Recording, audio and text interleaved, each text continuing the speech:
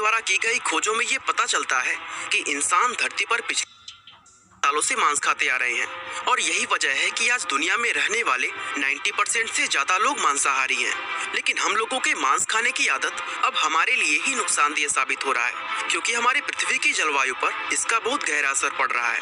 अब इस तरह अचानक लोगों से उनके मांस खाने की आदत को छुड़वाना ऑलमोस्ट इम्पॉसिबल है और इसीलिए साइंटिस्ट ने लैब ग्रोन मीट के रूप में इस समस्या का हल निकाला है। दरअसल साइंटिस्ट एक ऐसी टेक्निक को खोजने में कामयाब हो गए हैं जिसके जरिए बिना किसी जानवर को मारे इंसानों के खाने के लिए किसी भी जानवर का मांस लैब के अंदर बनाया जा सकता है। तो लैब के अंदर ये मांस आखिर किस तरह से बनाया जाता है और क्या सच में इसे बनाने के लिए किसी जानवर की जान नहीं ली जाती है, ये सब हम आज के इस वीडियो में जानने वाले हैं। तो चलिए वीडियो को शुरू करते हैं। दोस्तों, आपको जानकर काफी हैरानी होगी कि आज के समय में इंसान हर साल लगभग 36 करोड़ 50 लाख टन मांस खा जाते हैं। अब आप खुद सोचिए कि इतनी मात्रा में मांस को पाने के लिए हर साल कितने जानवरों की जान ली जाती होगी। और चूंकि पृथ्वी पर प्लांट बेस्ड फूड की तुलना में मीट से दोगुना कार्बन एमिशन होता है, जिससे पृथ्वी की जलवायु पर काफी निगेटिव इफेक्ट पड़ता है और इसीलिए साइंटिस्ट काफी समय से इस समस्या का हल खोजने में लगे हुए हैं। और रिपोर्ट्स बताती हैं कि इस प्रॉब्लम का सॉल्यूशन ढूंढते हुए साइंटिस्ट ने अब लैब के अंदर मीट बनाने का तरीका खोज लिया है, जिसे लैब ग्रोन मीट और कल्चर्ड मीट के नाम से जाना जाता है। असल में दोस्तों, वैज्ञानिकों ने इस टेक्निक को आज से कई साल पहले ही खोज लिया था, जिसके चलते साल 2013 में लंदन के अंदर दुनिया का पहला कल्चर्ड मीट से बना बर्गर खाया गया था और तभी से साइंटिस्ट इस खोज को और भी ज्यादा बेहतर बनाने में लगे हुए हैं। तो चलिए सबसे पहले हम ये जानते हैं कि लैब ग्रोन मीट आखिर बनता कैसे है। असल में ये पूरा प्रोसेस स्टेम सेल नाम के एक स्पेशल सेल पर आधारित है। स्टेम सेल एक ऐसा सेल होता है जो बॉडी में पाए जाने वाले किसी भी सेल में बदल सकता है, जैसे स्किन सेल, मसल सेल और लीवर सेल।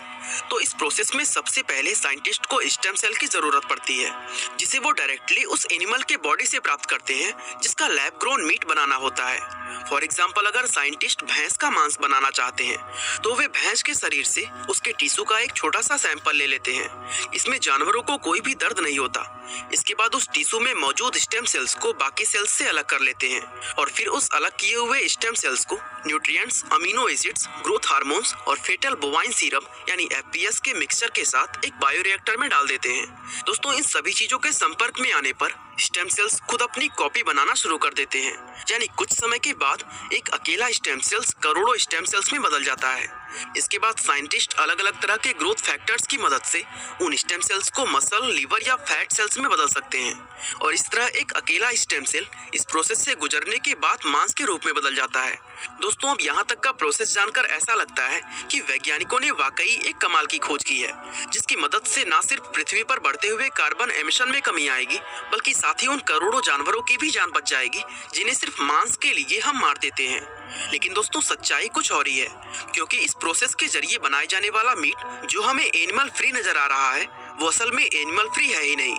आपको जानकर हैरानी होगी कि इस मीट को बनाने में जिस एफबीएस सीरम का इस्तेमाल किया जाता है, यानी फेटल बोवाइन सीरम, वो बूचड़खानों में काटी जाने वाली प्रेग्नेंट भैंसों के फीटस यानी गर्भस्थ शिशु के खून से बनाया जाता है। दरअसल बूचड़खानों में जब कोई प्रेग्नेंट भैंस काटने के लिए लाई जाती है तो सीरम के लिए उसके फीटस को शरीर से निकाल लिया जाता है।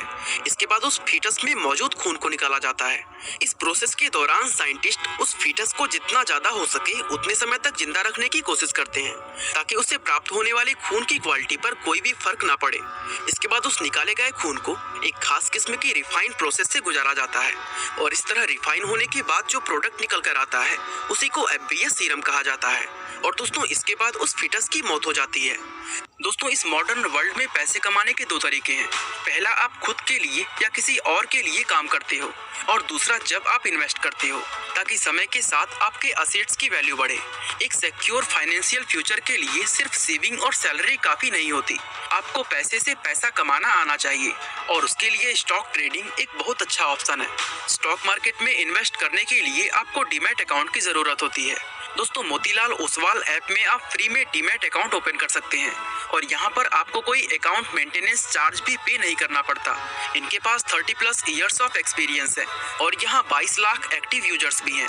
अकाउंट ओपन करने के लिए आपको Aadhaar card, PAN card and bank detail submit करनी पड़ती है। इस ऐप के through you can get personal advisor जो आपको हर जगह पर गाइड करता है और आपको कौन से स्टॉक्स खरीदने चाहिए इसकी भी लाइव रिकमेंडेशन मिलती रहती है और ये दोनों चीजें फ्री है।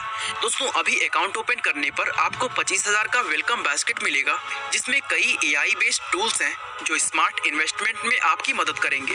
इसके साथ 3,000 का डिस्काउंट कूपन और 1,000 रुपए ब्रोकरेज मिलेगा। यहाँ पर आप मोबाइल ऐप के थ्रू या सिर्फ एक फोन कॉल से भी इन्वेस्ट कर सकते हो। तो गाइस लिंक मैंने डिस्क्रिप्शन में दे दिया है, अभी जाएं और डाउनलोड करें मोतीलाल ओसवाल ऐप। दोस्तों सालों की रिसर्च के बाद भी साइंटिस्ट अभी तक इस सीरम को बनाने का कोई और तरीका नहीं खोज पाए हैं। दरअसल सभी सेल्स में एक खास किस्म का मैकेनिज्म होता है जो उनके गलत जगह पर बढ़ने पर उन्हें वार्निंग देता है कि वे गलत जगह पर ग्रो कर रहे हैं, जिसके बाद वो सेल अपने आप डेड हो जाता है।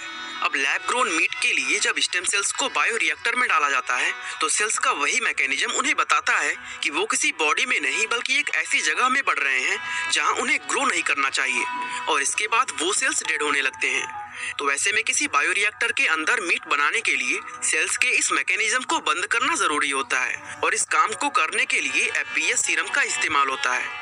असल में इस सीरम का कमाल ये है कि किसी भी तरह के मीट जैसे चिकन, बीफ और फिश का कोई भी सेल इसके संपर्क में आने से ग्रो करना शुरू कर देता है। दोस्तों दुनिया में कुछ और दूसरे प्रकार के सीरम भी मौजूद है, लेकिन सच ये है कि FBS जितना कारगर और कोई भी सीरम नहीं है और यही वजह है कि आज के समय में FBS ही सबसे ज्यादा इम्पोर्टेंट माना जाता है। और दोस्तों इसी वजह से लैब के अंदर एनिमल फ्री मीट का ये प्रोसेस भी मतलब साबित होता है। और जैसा कि हमने आपको बताया कि FBS को बनाने का तरीका इतना दयनीय है कि लोग इसकी जगह पुराने तरीकों से मीट को खाने को कहीं ज्यादा बेहतर समझते हैं। दोस्तों आपको जानकर बेहद हैरानी होगी कि लैब में बनाए जाने वाले मीट से सिर्फ एक बीफ बर्गर के लिए ही 50 लीटर FBS सीरम की जरूरत पड़ती है, जबकि एक भैंस के फीटस से सिर्फ 150 से 550 ml तक का सीरम ही प्राप्त हो पाता है।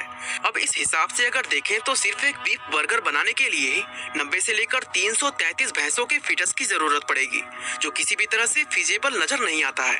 दोस्तों FBS सीरम की अगर बात करें तो ये कोई ऐसी चीज नहीं है कि इसे दुनिया की किसी और चीज से रिप्लेस किया जा सके। दरअसल इस सीरम के अंदर लगभग 1800 अलग अलग तरह के प्रोटीन्स और 4000 से ज्यादा मेटाबोलाइट्स पाए जाते हैं, जिनके किसी दूसरे चीज में मौजूद होने के चांसेस लगभग ना के बराबर हैं। और यही वजह है कि इस समय 1 लीटर FBS सीरम का कॉस्ट $700 के आसपास है।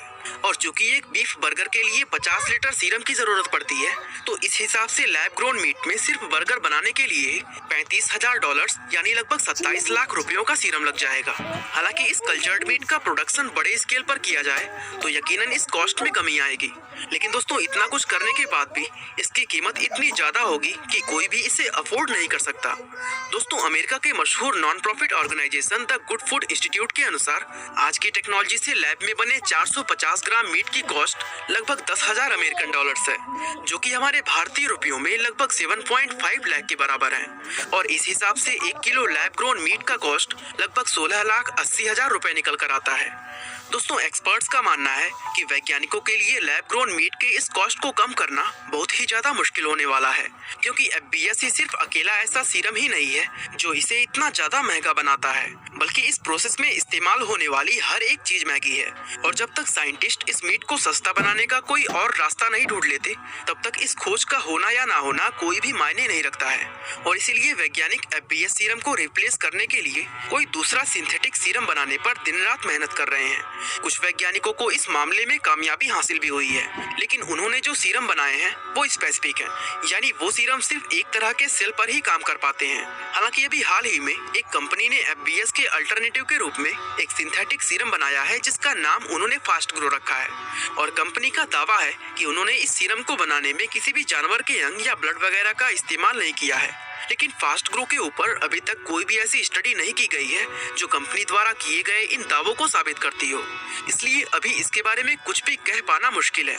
वैसे अगर इस कंपनी का दावा सच हुआ तो यकीनन ये इस फील्ड के साइंटिस्ट के लिए एक बहुत बड़ी कामयाबी होगी। हालांकि वैज्ञानिकों के लिए इस प्रोसेस की ओवरऑल कॉस्ट को कम करना फिर भी एक बहुत बड़ा चैलेंज होने वाला है। बाकी दोस्तों आज के लिए बस इतना ही। वीडियो को लाइक, शेयर और चैनल को सब्सक्राइब करना बिल्कुल ना भूलें। आपका बहुमूल्य समय देने के लिए बहुत बहुत धन्यवाद।